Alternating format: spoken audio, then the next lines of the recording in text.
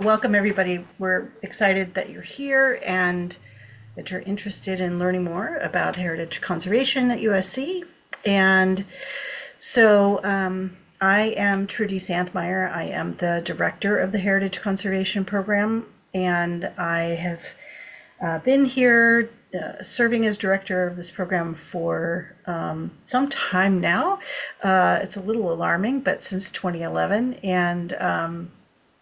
and teaching here for a while. So I may have met some of you already in the course of wandering around the city. And I am joined tonight by my delightful colleague and good friend, Cindy Olnick. Cindy, do you want to say hey? Hey, thanks for coming. All right, so Cindy is the Associate Director of the Heritage Conservation Program. She is a faculty member here, teaches several courses, and is really active and involved in the conservation community in Los Angeles. So I'll toot your horn for you, Cindy. Okay, thank you. And she and I work on a project together that we'll talk about a little bit later. And then our other colleague who is joining us here tonight is Justin. Justin, do you want to introduce yourself? Hey guys, my name is Justin Stottle. I'm the Assistant Director of Admissions for graduate enrollment here in the School of Architecture. And when you guys are applying, I'll probably be one of the first people to reach out to you and talk to you about your application. So, great. Okay, so Yes, I think we should get this show on the road, yes? absolutely. So I'm going to share my screen. I don't know what that means for you, Trudy, if you're, in terms of the window speaker situation, if you're still going to be up there, but let's just see. Okay. Okay. All right. Yes, I'm a talking head on the right side, at least on my screen. Excellent. How we doing? We good? Yep, I think so. Brilliant. Okay, I will work the slides, Trudy. You just let me know if you need anything. Okay. So I Okay. think let's go. All right, so we have a few things to cover tonight, and obviously we're recording this, so this will get eventually posted up on the School of Architecture website. And so obviously we've done a little bit of the first part, the introductions part, and then we're going to talk a little bit about what the degree is and what's involved, and the kinds of classes you might take and what possibilities there are going forward. And then Cindy is going to come in and talk a little bit about what happens after you get a degree. What might you do, and where could you end up? And then Justin's going to talk a little bit about the application process and some of the financial aid questions, which are top of mind for most people. And then we will have some time for Q&A and conversation to follow up on things that maybe we didn't explore that you're still wondering about. And so that's the plan going forward. So next up is, okay, so heritage conservation is one of four of the disciplines in the School of Architecture. So even though our name is just the School of Architecture, we are more than that, and heritage conservation is a part of that ecosystem. So architecture, building science, heritage conservation, and landscape architecture and urbanism are the four disciplines under our umbrella. So the constellation of those four mean that I like to think we are all equally represented across the spectrum. We are this little fish in a small pond. And however, what I will say is that heritage conservation thinks we are this, which is it's the blowfish before and after. So what happens you're the little fish and then you're the big fish. And so we believe in global domination, and we are always looking at thinking about ways in which we can expand our reach to take this very small program and really make an impact out there, not only within the school, but in the university and in the community at large, and certainly in the field. Heritage conservation as a field is a very small, tight-knit group of people doing this work across the United States, certainly, and around the world. Many of us know each other. It's a small world in that regard, but we are trying to be the big blowfish in the small pond here at USC. So why heritage conservation? What is it? What is this term that we use? Why is it different than the other programs that you might be considering or things that you've read about out there? And we very intentionally have picked this term, heritage conservation, because we believe that our profession and our field goes beyond the purview of what's happening just here in the United States. The global term for what we do is heritage conservation. Here in the United States, the term that's only used here is historic preservation. And that's largely grounded in the public policy that was a law that was passed here in the United States in 1966 called the National Historic Preservation Act, where a lot of the sort of rules and policies and structures of our field were formally defined by the federal government under the auspices of the National Park Service, created things like the National Register for Historic Places and Section 106 review, and some of the other things that maybe you've heard about when you're thinking about this kind of a program. And they set a series of technical standards that are used all over the United States. And the Secretary of the Interior, which oversees the National Park Service and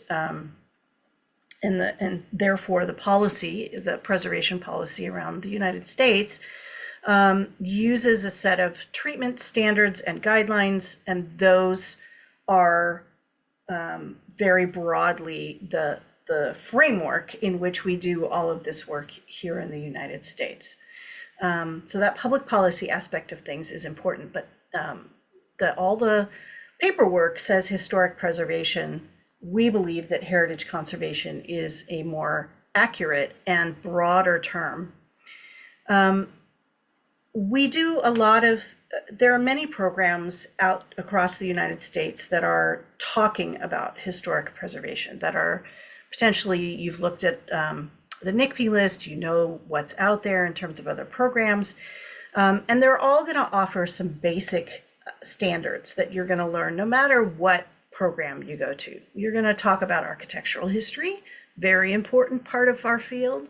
You're going to talk about buildings and styles and building typologies and things like that.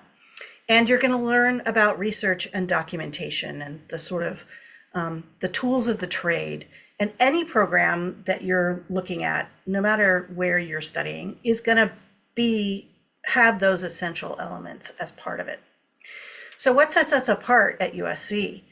So we really focus our efforts on sites of significance that are based on cultural significance. So maybe they're not the most architecturally stunning place in the world, but they have meaning to the communities and cultures that they represent. And so here's an example from one of our former students, Deepika, who wrote about the Punjabi American community in Yuba City, which is where she grew up and where her grandparents lived. Very important Punjabi site. Lots of really interesting cultural history, not really a thing you would think about necessarily unless you were familiar with the community. And she really went into the documentation of this really important site as a site of celebration and community community events, not only sites of significance, places, but practices. And what does that mean? That's the intangible cultural heritage aspect of things. And then we also talk about under-recognized communities. These are communities that are not represented well in the historic record. And in this case, that typically means that it's not a site associated with men. It's not a site associated with the wealthy community, et cetera. So anything that is the opposite of those things is probably not represented. And so we have a lot of work to do to start to tell the stories, a more complete set of stories about the places and people who make up our communities and environments. And so this is Allison Rose Jefferson. She was one of our early grads in our program, who has subsequently gone on to get a PhD in public history and has really done some really fascinating research and wrote a book about sites of importance to the African American community, sites of leisure that, places where folks were gathering to relax and to play and to enjoy community and culture. So, excuse me. Okay. And then another really important thing that we talk about that's, I think, different than many programs around the country is the recent past. Here in Los Angeles, we have an incredible legacy of modern architecture, as well as a very robust and rich history. Our city has had several ginormous boom periods in the 1920s and then in the post-war 1945 years. And that has left a very tangible legacy on the city. And we have incredible things to examine, to share, to understand, new technology that was being used in the built environment, new industry that was evolving, and all kinds of interesting stories that go along with it, including Nirali, who wrote her thesis about one of the practitioners here in Los Angeles, Jin Wong, who designed some buildings that I'm sure you've probably seen if you're here in LA, or if you've looked at Googie architecture in Los Angeles. You kind of can't help but see his work. This was his very famous gas station in Beverly Hills, the Union 76 gas station, originally designed for LAX, and then they didn't use it there, so he moved the design to Beverly Hills, and it still stands today, which is great. So another important thing that we're talking a lot about is about using what we already have. And what we know is that the built environment is a huge contributor to the global carbon emissions standards, or not standards, measurements. And so it's all of our responsibility, those of us who are involved with the built environment, to be thinking about how we can do that better. And one of the things that we know is that existing buildings, that energy has already been expended. And so how do we hang on to that energy? By keeping these buildings standing, by reinvesting in what we already have. And I think that's a big priority for us, reinvesting in the places we already have.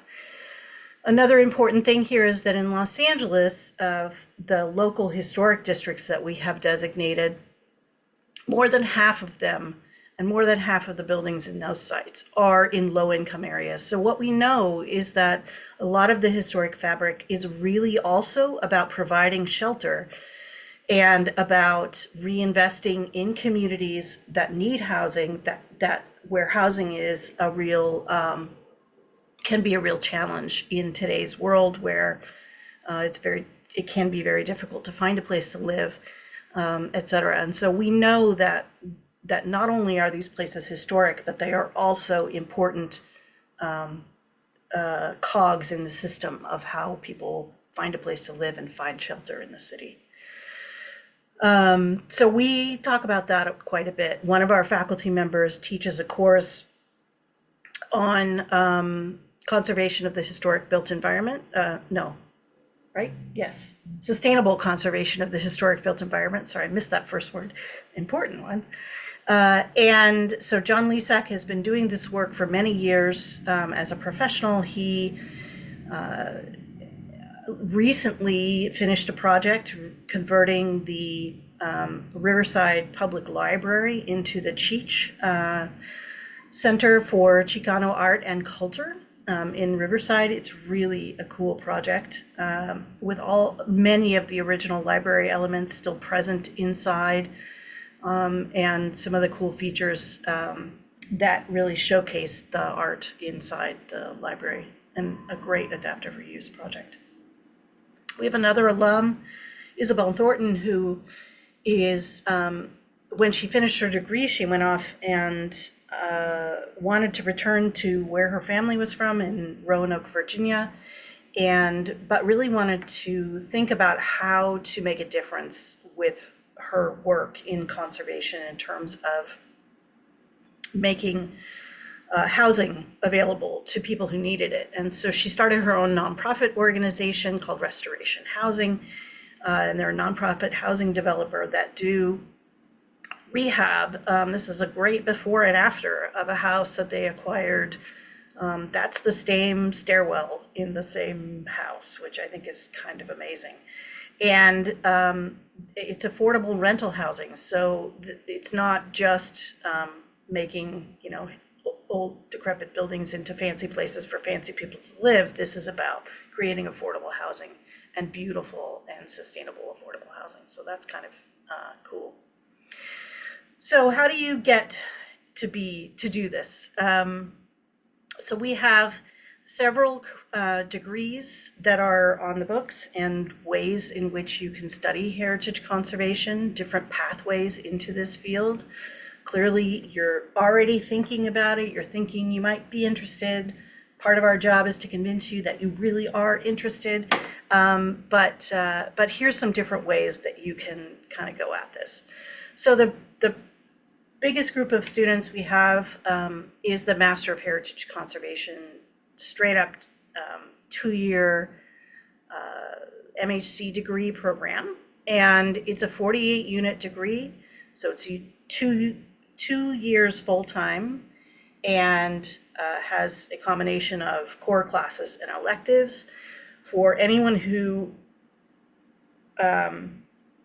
there are folks who come to this program with an already existing master's degree or some other previous study that they've done, and those folks can be considered for advanced standing, which means that it's a slightly shorter, it's a 1.5-year path instead of a full 2 years. It basically slices a semester off. And that's something that we would chat about when you were applying. And typically we would look at, your application and kind of make that determination based on your CV and resume and things like that. So these are the kinds of core courses that you would be taking across the program. This is the Introduction to Historic Site Documentation. In this particular image that you're seeing, the students go out. Oh, we have somebody in the waiting room. I'm going to let him in. Hold on. We have students who go out into some of the historic neighborhoods surrounding campus and literally walk down the street and talk and look at these historic buildings and learn to identify the pieces and parts. What do you call that doohickey that's hanging off the side of the building? And what style is that? And what period is that? And what are the clues to whether this building has been altered? And what alterations can you see? And all of this is from the sidewalk. So we're not going in, we're just looking at it from the outside. But there's a lot you can learn by just looking at a building and reading a building. And so the Introduction to Historic Site Documentation is sort of giving you those skills to learn, describe, document, understand what you're seeing out there in the world. All right, thank you. Another core course is Conservation Materials and Methods. Methods and Materials. This is a course taught by our longtime faculty member, Peyton Hall, who is really, many students call him Yoda. He is very wise and very experienced in this world. He has, the course sort of goes over the different types of materials that are used and different problems that you might encounter with those materials, like termites. What do you do when you have a building that has termites, and how do you address that? Or what do you do when your stone is failing, or the brick that you have on your building has something going on to it? And so he kind of talks about each of those different materials and common ways that you might do it. And one of the great things about this class is that students have a client. Each semester, the students work with a nonprofit organization or a local government organization that has a building that needs some help. And so the students are actually going out and doing investigation on a real site and providing materials that then gets used by the client to make some decisions about how to move forward with their historic building. And in this case, this was the topic from last semester, which was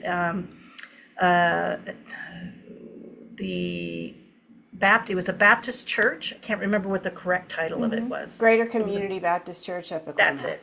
Yes. That's the one on the left. The one on the right is very different. Yes. So they went out and did an investigation of this African American church in Pacoima to provide that congregation with information about this incredibly amazing historic site that they can then use for what comes next. And on the right-hand side is students a couple of years ago investigating a Richard Neutra house. Schindler, was it the Buck House? Yeah. Buck House, Yeah. yes. Okay, sorry. Rudolf Schindler House, the Buck House, which is an amazing modern home. And they were looking at all the different aspects. So each student would get a different material that they would be responsible for analyzing. We had a landscape student who did the landscape architecture analysis in the back of the house. And it's really a sort of deep dive into the nuts and bolts, the stuff you can touch in our field.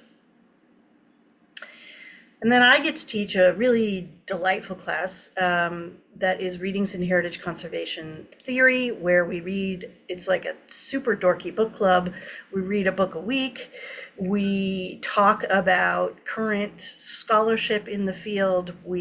Some of these are classic books that we read every year, and then some of them are brand new that came out this year. So like Carl Elefante's book, Going for Zero, came out in 2025. So we're reading what are the things that are currently being said in our field. And in some cases, these are books that I haven't even read yet either. So it's fun, we get to explore it together.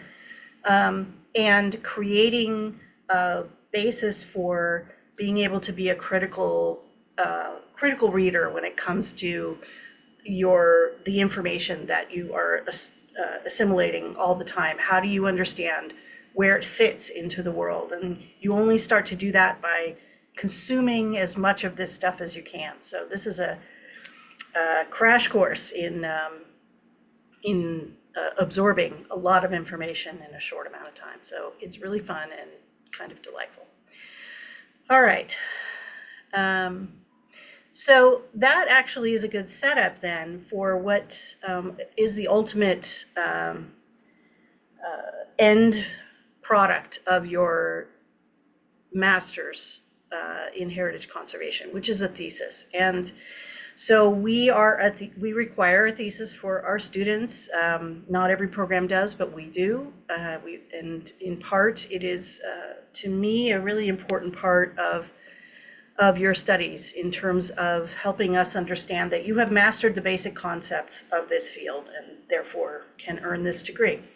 And so we work with our students for over a year, sometimes a little longer than a year, to create a thesis project that reflects something that they are passionate about. And so you can see based on these titles that this can be a very wide-ranging set of topics.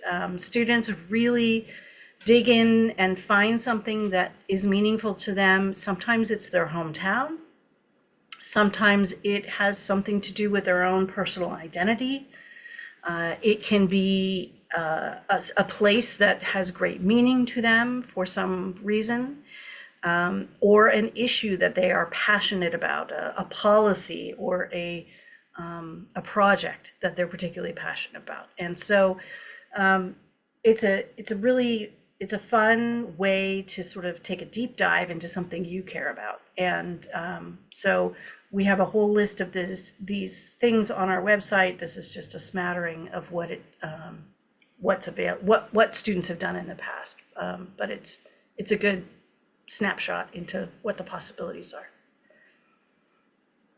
So we also have, in addition to our standalone Master of Heritage Conservation degree, we offer 4 dual degrees. And so when these dual degrees offer a variety of different packages, but the idea with a dual degree is that you earn 2 master's degrees in a slightly shorter amount of time than you would if you did them as separate standalone things, because the programs are integrated together.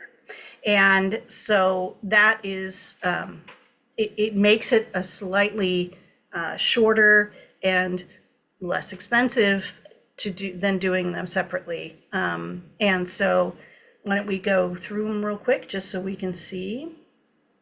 So the newest one that just is online this fall is the Master of Heritage Conservation and Master of Architecture dual degree.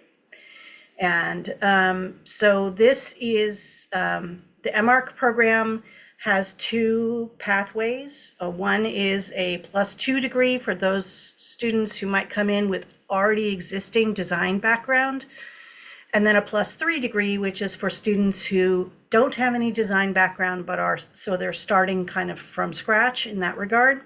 It's that, and the +2 and +3 just means the amount of time. So it's a 2-year program and a 3-year program. And so when we created the dual degrees, what it adds is only a little bit of time to each of these degrees. The MArch program has a very strict studio sequence. That's the word I'm looking for, studio sequence, that there's no way to shorten. So when we combined our program, we sort of feather in and take away the elective units for the MArch students and replace those with heritage conservation units. So in some cases, it adds a half a year, 1 more semester, or in the MArch +2, it adds 1 more year. And so it's a efficient way to do this if you wanted to have both of those degrees at the other end. Second dual degree is with the Master of Building Science program. Also an integrated degree, slightly shorter. The Master of Building Science program is a similar design to ours in the sense that it's a 48-unit, 2-year degree. And so when you smoosh them together, we have made it so that by eliminating our electives and them eliminating some of their electives and fusing the 2 together, you can still earn these 2 degrees in 2 years. It's a slightly more intensive semester load, but you can do it in 2 years. And so it's very integrated. There's also a thesis requirement done through the Master of Building Science thesis process, but it all is linked together. We also have a dual degree with the Landscape Architecture program. And what a lovely photo that is. So same thing with landscape architecture. If you have a design background, then you can do the 2-year Master of Landscape Architecture program. And if you do not, then you do a 3-year Master of Landscape Architecture program. So same thing. If you blend heritage conservation and landscape architecture, depending on if you're a +2 or +3 student, It essentially adds a year to add a second degree onto your program. So it's either, or I'm sorry, it adds a semester, not a year, a semester. So it's either 2.5 years or 3.5 years. And it does the same thing, which is it cuts out elective units and replaces it with the other degree so that you're getting all the core courses in both degree programs. And then the only one of our dual degrees that's outside of the School of Architecture is the Heritage Conservation and Urban Planning degree. And that was actually our first dual degree. And it is a shorter degree. It's only 60 units, and it is typically done in 2.5 years, which is pretty great to earn both of those degrees in that amount of time, which is terrific.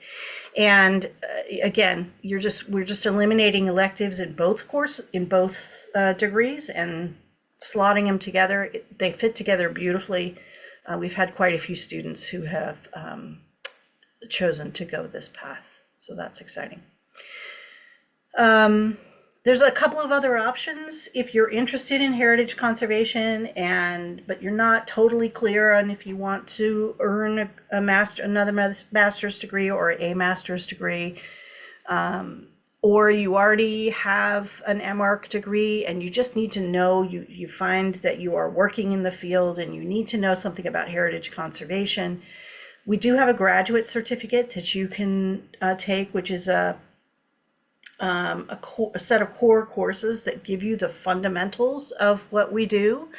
And it's currently in the catalog. If you went to the catalog today, it would tell you it's 14 units, but it's going to be 12 units. That's a change that's coming our way. And so it's 4 core classes that you take.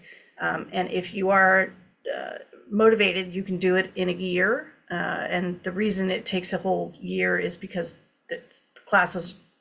all the classes you need are not offered every semester. So you have to kind of cycle. There's 2 in the fall and 2 in the spring.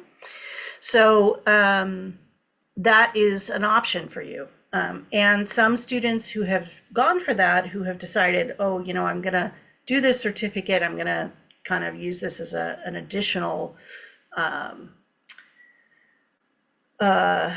professional qualification or something like that. And then they take a couple of classes and realize, oh, wait a minute, this is really what I want to do. And they will transition into the master's program and do the full thing. And those units transfer over. So that also happens. And then of course, if you are really like just kind of figuring out, I think I'm interested in this, but I'm not totally sure what it is, and I really want to know more. There is a summer short course in heritage conservation that is held in May. It's 2 weeks in May, taught by the delightful Cindy Olnick. And this is a place where you get an exposure to the field. We have guest lectures from a lot of our faculty who come in and talk about their area of specialty. So like John Lesak, who's the sustainability guy, comes and talks about sustainability, and Peyton Hall, who's the materials guy, comes and talks about materials. And so you kind of get exposed to the faculty, you get exposed to the range of the field, and you get to kind of kick the tires and see if it's something that you want to do more of. We often will get students who take the summer course and realize, oh yes, in fact, I actually do want to do this, and are then our students in the fall, which is exciting. So Cindy, I'm going to turn this over to you so you can talk about what happens next. Yes, so you pick choose your own adventure, you go and you get your degree, and then what? Congratulations, now what? So there are so many different things you could do with this degree, so I'm just going to go through a few of them. This is our graduating class from the spring. Hi guys, good to see you again. All right, so there's basically three huge buckets that we talk about. One general area, which is highly diverse, is what we call consulting, which is just the form of delivery. You go in, but it's basically a for-profit, theoretically for-profit enterprise. So there are consulting firms that help developers get their projects through all the approvals and help them design the projects. And firms do different parts of this whole process, but it involves, you could be an architectural historian and just research places and neighborhoods and cities and policies and write reports, which is fascinating. And people who love, going into archives and doing that, investigating and writing and stuff, they love that track. They also work on nominations for designating buildings, neighborhoods, places, events, and writing bigger development narratives of a history of a city, say, that help in planning. If you know what you have, then you can plan for the future a bit better. Community engagement is an increasing part of this, and it's critical. As Trudy talked about the kinds of work that we do, it is very community based. So it also requires skills in doing not just outreach, but really listening and working with communities to help use our skills to help them do what they want to do. Project approvals and incentives, we've got tax credits, we've got all these complicated tools and mechanisms that developers will pay somebody else just to figure it out for them. You could be a developer. There's a development firm that focuses strictly on infill and rehab projects. They only work with historic buildings. They're based in Cleveland. And so, you could do that. Architecture and construction. So John Lisak, the sustainability guy, he's an architect. Peyton Hall is an architect, and they work in different parts of that field. And then, for instance, Peyton and John will monitor after you design the project and you get the approvals. You go to the site and make sure they're doing what they're supposed to do, so that they get the tax credits on the other end. So this is Sam Malnati on the left here. She is in documentation, and so she is doing. She wrote her thesis on photography in the digital age and photographic documentation of historic places. And she does LiDAR scanning and non-invasive documentation, which is a really growing area of the field. So she's now working at a firm that does that. So we can tell you what's inside your building without poking holes in it, basically. Then there's the civil service bucket, which is working for public agency government. So it can be planning at the local or city, regional level.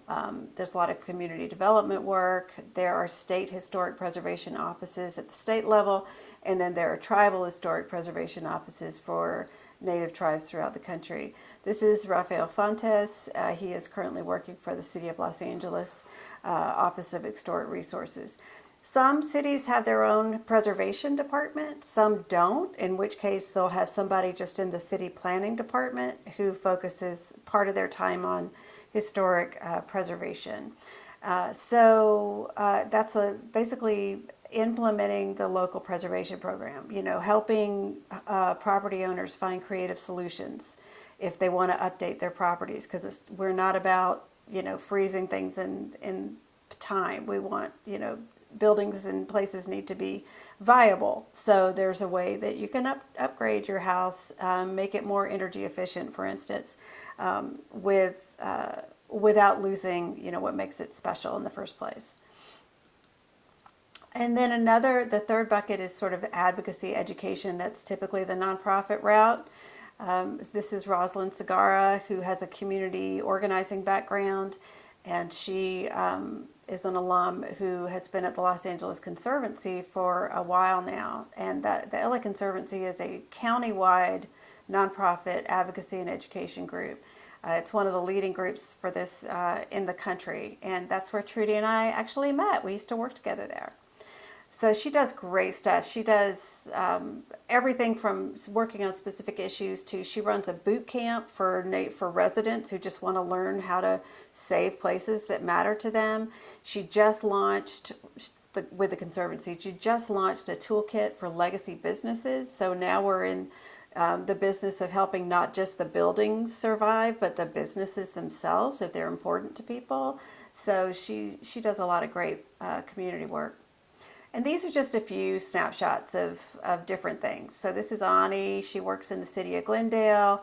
Eliza Jane is getting her PhD. Several graduates will decide while they're in the program that they want to continue their education and get a doctorate degree. So she's in Auburn doing that right now. Leslie Dinkin, that beautiful landscape photo you saw was taken by her boyfriend, Rio, when she was writing her thesis on the LA River and the San Antonio River. She walked the entire length of the LA River, which is like 50 miles, and then she and Rio, Spanish for river, went to San Antonio and walked a lot of that, and he took photos. And so her thesis has basically got this huge photo essay in the middle of it. It's great. And then Chewy is an architect, so he is doing architectural design working with John Lesac at his firm. Sarah Delgadillo is working for the city of LA. She does planning, but she also does a lot of their data, because they have this big database of historic places that's on the web and requires constant care and feeding. And then Rita Cofield is leading the African American Historic Places Los Angeles project for the Getty Conservation Institute. It's a joint project between the Getty and the city of LA, which is doing amazing work. They just landmarked like half a dozen sites of African American significance. Emi Takahara is working for a consultant, Historic Resources Group. She does the research and writing part and community outreach. She's great at that. And then Paul Kim, who wrote his thesis on AI in heritage conservation, is currently a Past Futures Fellow with Asian and Pacific Islander Americans in Historic Preservation. So you can not just take it from us, but you can hear our students and alums speak for themselves about their interesting career paths and their innovative work. So Trudy and I co-host this podcast, Save As Next Gen Heritage Conservation. We are in season 6. I cannot believe it. And we just, we thought with our producer, Willa Seidenberg, the students are doing this amazing work. Nobody knows about it. So we just give them the mic and they tell their stories, which is fantastic. All right. And on that note, I'm going to stop sharing my screen and hand it over to Justin to talk All about right. you're psyched. Now you totally want to apply. How do you get in here? All right. And yeah, I'm just here to talk to you about kind of the mechanics or the process of applying. So as Trudy and Cindy mentioned, here are some of the programs, all of the programs actually offered by the School of Architecture. Once you go into your application, you'll apply through the CAS app. Keep in mind that if you apply for a dual degree, you can actually apply for a fee waiver for that second application. So there is a section on there that provides a link so that you can get a fee waiver. But if you do that, please don't wait till the end of the deadline, because it actually goes to Central University and then they approve it and then they'll send you a code for the fee waiver. But essentially, when you're in the application, there's a few things that you need to go through. One is just your basic information.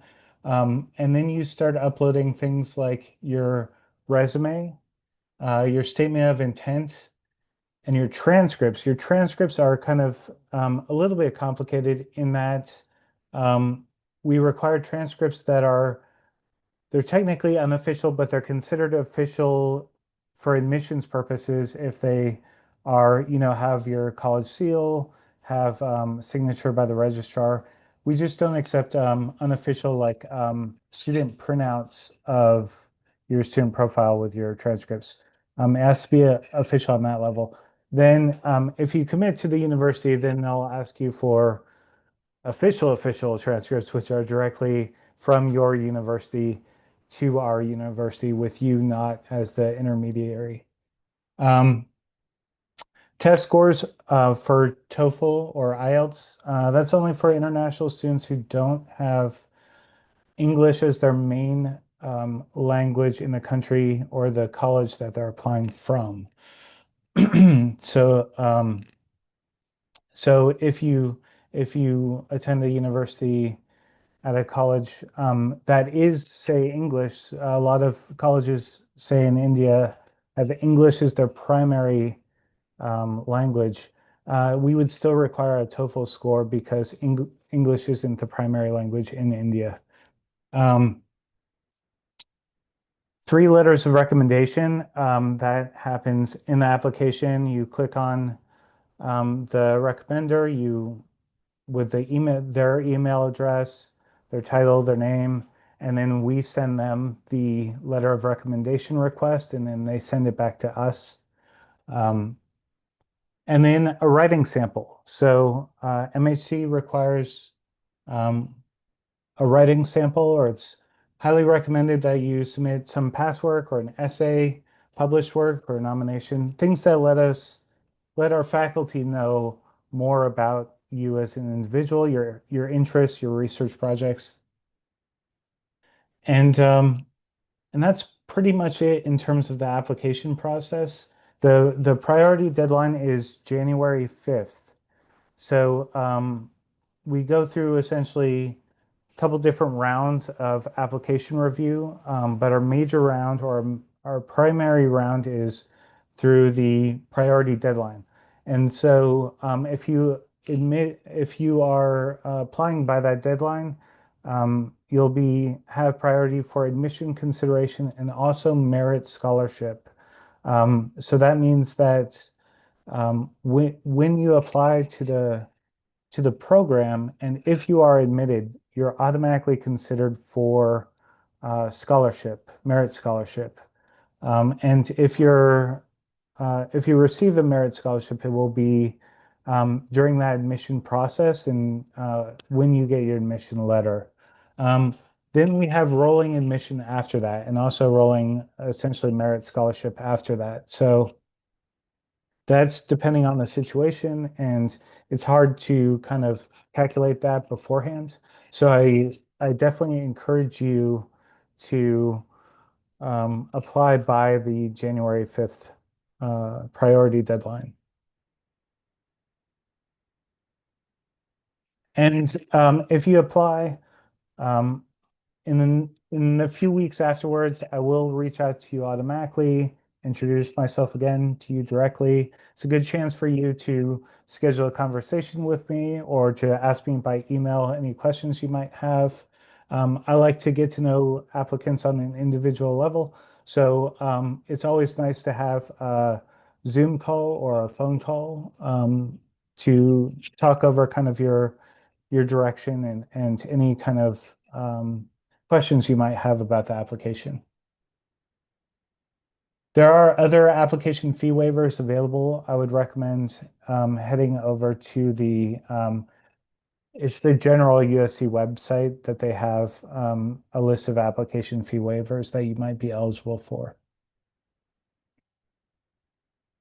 And that's all I got. That's it. All right. That's it. I tell you what, I'll show you a few more things. Let's see. Boop. Okay, so how am I going to pay for this? That is the question we get all the time, because we are not going to lie, USC is very expensive. And we are always working to get more financial support and scholarships for our students, because we would love all of you to come for free, but that hasn't happened. So, so we asked current students how they make it work. And these are just a few quotes. Basically, you know, it takes effort, it takes some compromise, but it is worth it. And then there's a lot of scholarships and fellowships and internships and things that come up throughout the year that you're basically independently researching that, but we're going to work on getting like some basic information together to help you so you don't have to start from scratch. And students are very generous with each other. We have very small classes of, I think we have about 20 current students right now, and they're very generous in sharing information. And we always, Trudy and I, when we hear about fellowships, internships, things like that, scholarships, we pass them on to students as well. So this is last year's. We need to update this, but it's pretty typical that as Justin mentioned, everybody we admit automatically gets a merit scholarship. It is not a full ride. It's nowhere close. So to supplement that, there are other financial scholarships available. And then, like I said, students look for outside scholarships. Some students get loans, many of them. Most students work about part-time. We don't recommend full-time because it's just too much with a full-time if you're doing the program full-time. And and savings, family assistance if possible, and sometimes like employees of USC will get some tuition assistance, so they will take advantage of that. Can I clarify one quick thing? Please. Which is that I think, just to really be clear, that it's not that everyone who applies automatically gets a merit scholarship. They are automatically considered for a merit scholarship, and so that really depends on how many students we have coming, when did you apply in the application cycle, if you met the priority deadline, how do we, those are the folks who we consider first, et cetera. And so that's, again, partly what Justin was saying, which is get your application in if you are really serious about this, really try and hit that early deadline so that we can make sure to give you full consideration for what merit scholarship money we do have. As Cindy said, we really want to try and give everybody as much money as we can, but we only have so much to go around. So I just want to manage expectations out there.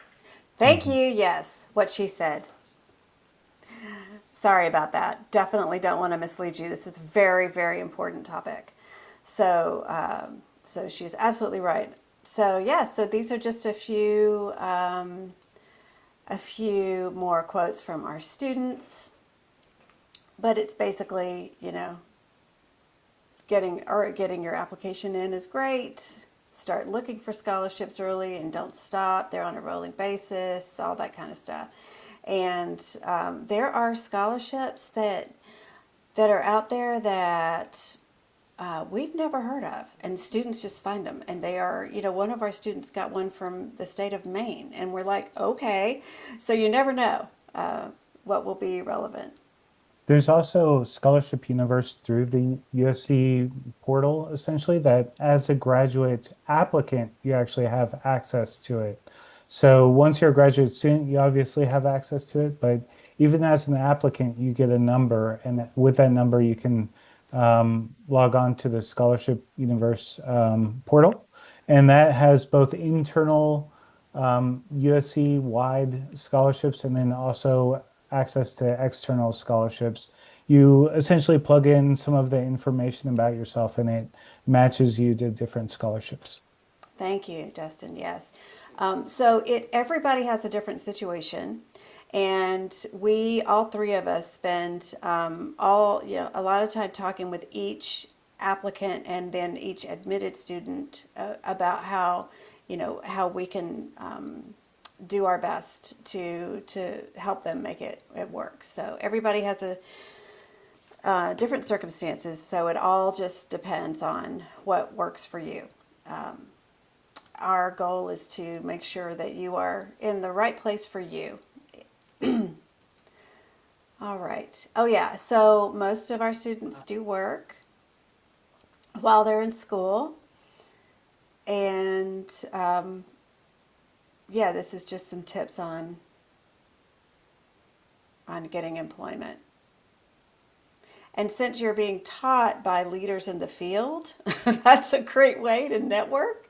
Our students start building their networks and start working. And often, sometimes we'll do internships that turn into full-time employment. Sometimes they get offers before they even graduate. Again, not a promise, managing expectations.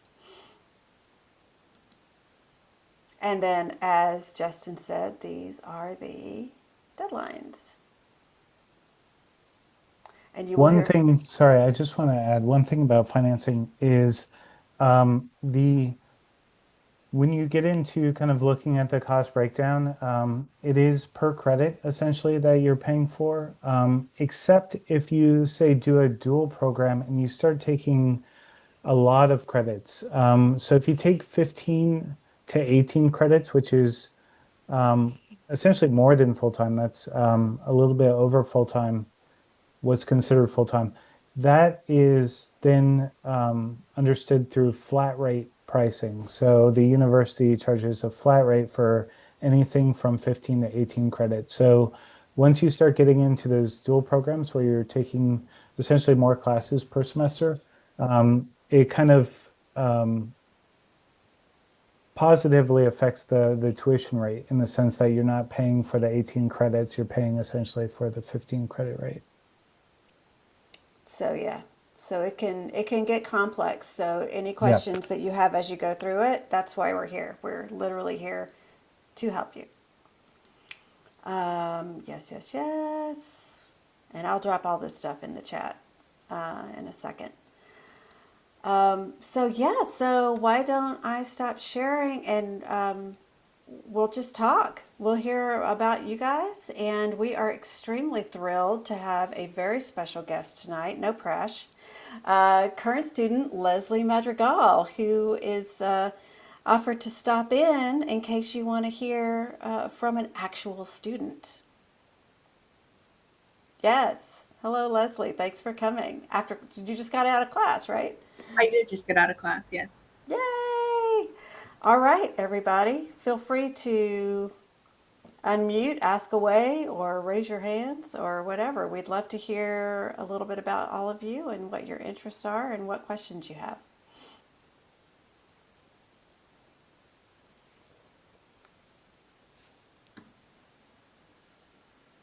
All right, well, we're gonna, Leslie, I'm gonna just ask you to tell folks a little bit about yourself. Like, what did you study before? What's your background? What are you doing now? Etc. Yeah, sure.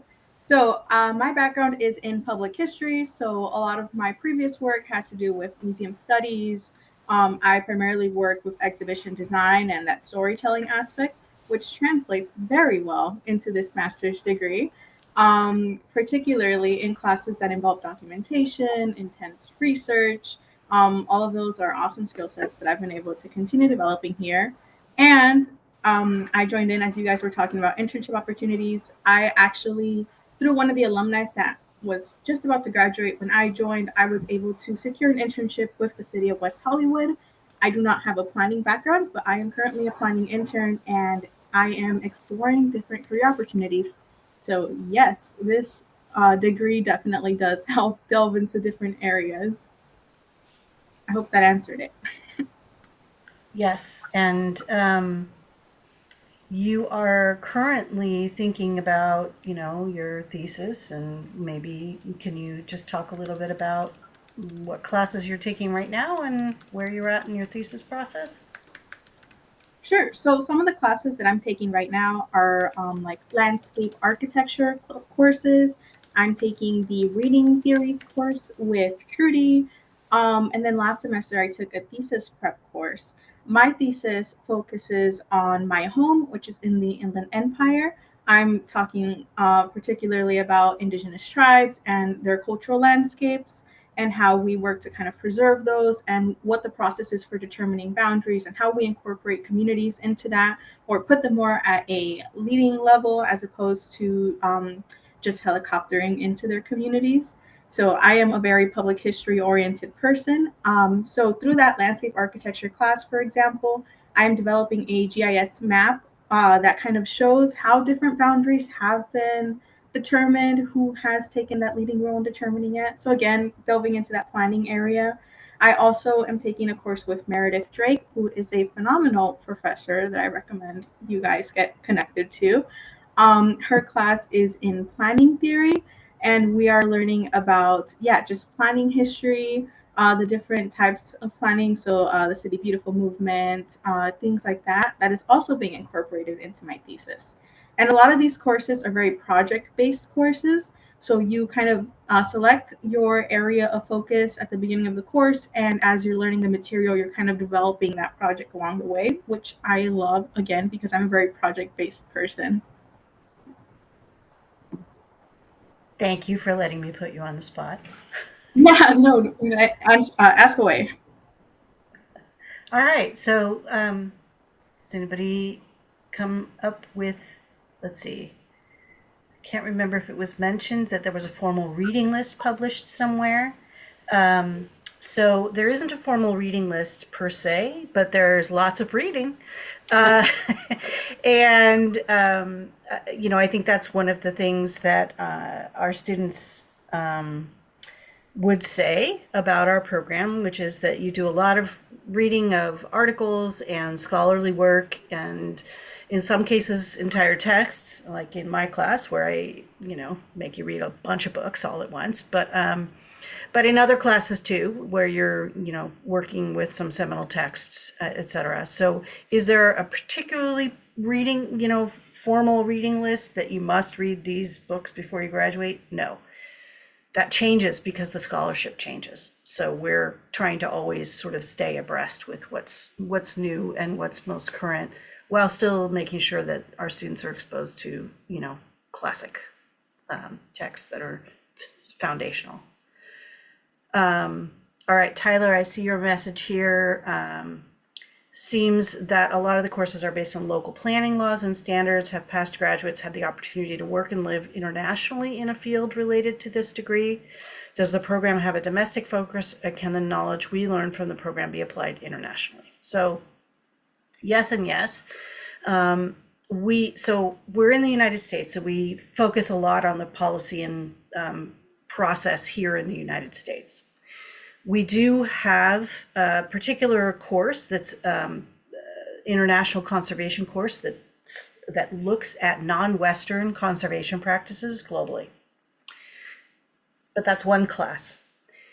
However, many students explore their interests in international conservation in a lot of different ways. So it can be not just in that one class with Vinayak, but also in some cases, their thesis research, or in project work in other courses.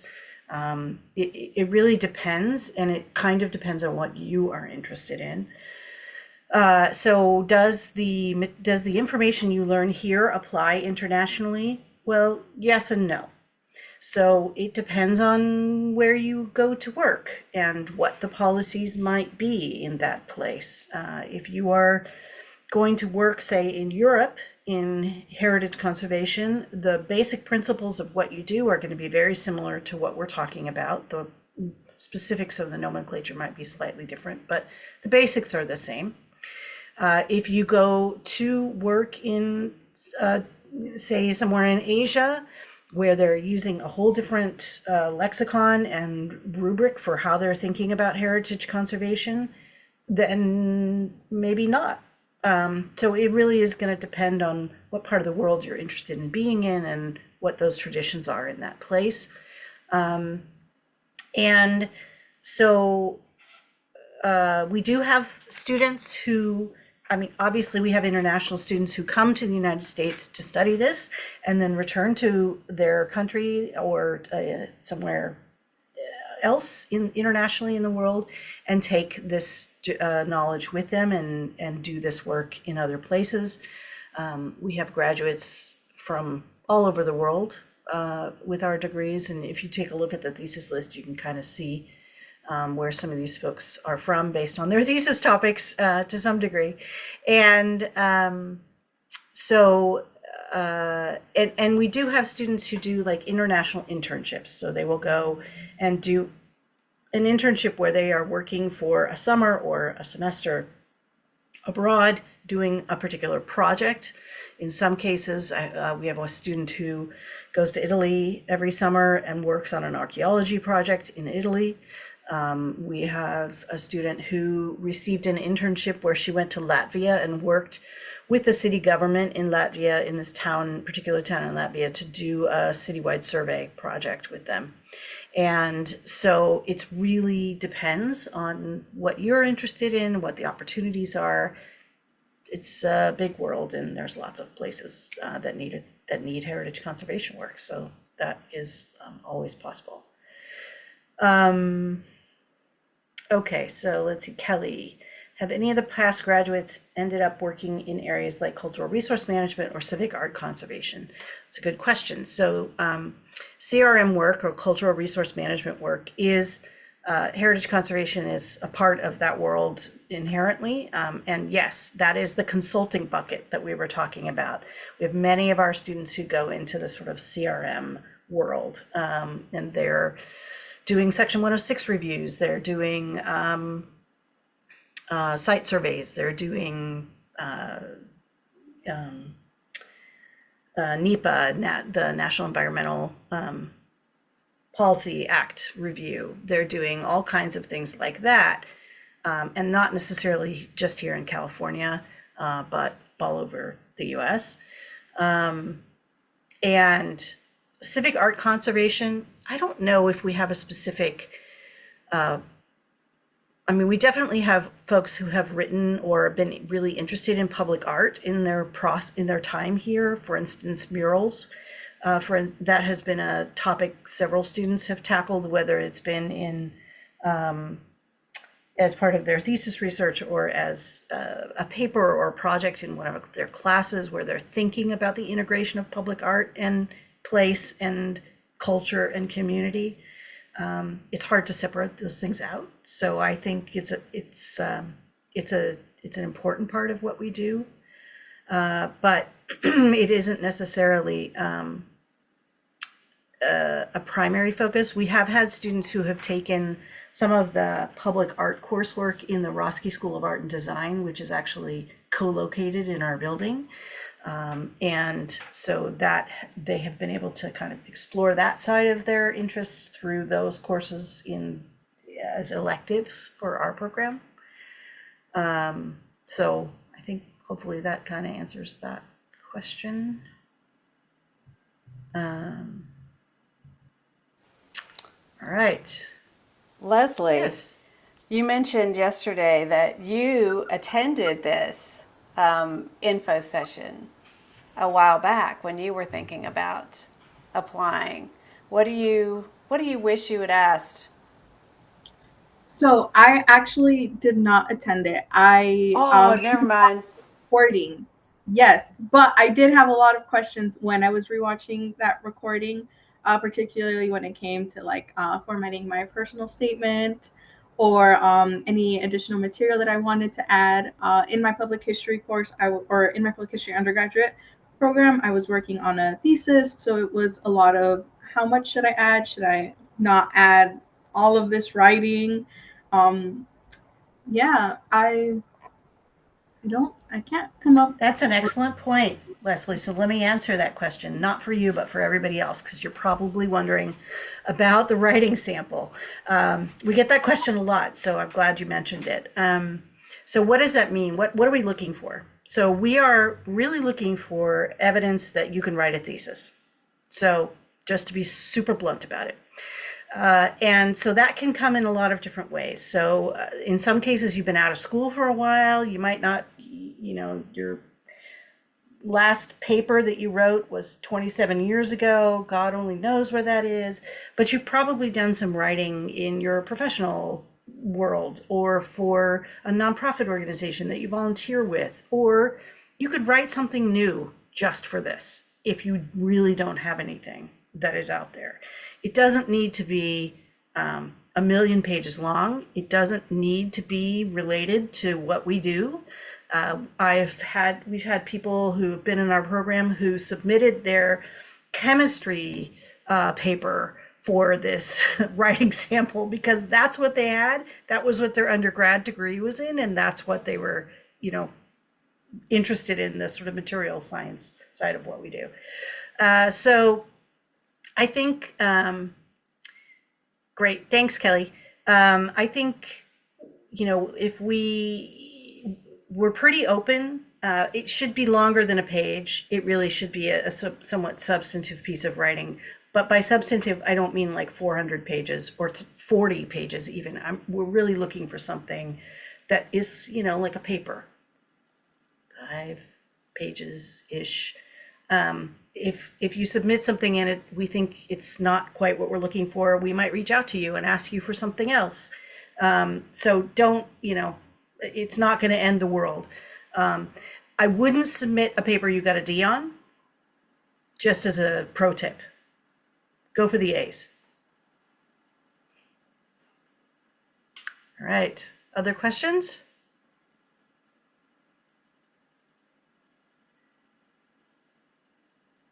All right, well, we don't have to sit here and stare meaningfully at each other. And Leslie, I want to thank you for offering your email because our students are amazing and are very generous with their time and their insight. And, the stuff that you don't want us to hear, you can ask them. So thank you. We really appreciate it. Totally. There's no better investor. Coffee sessions with people interested in the program. I am happy to answer more questions if anyone has any. Yeah. Thank you. And thanks, Great. Cindy, for putting all of that contact information in the chat. That's super helpful. Certainly, yes. And I did correct Trudy's email because autofill. But yes, thank you. Thank you, everybody, for coming. We hope we hear from you soon. And again, do not hesitate to reach out no matter what the question, because we've heard it all, and they're all good questions. And we're just glad you're interested, and we want to help. So thank you.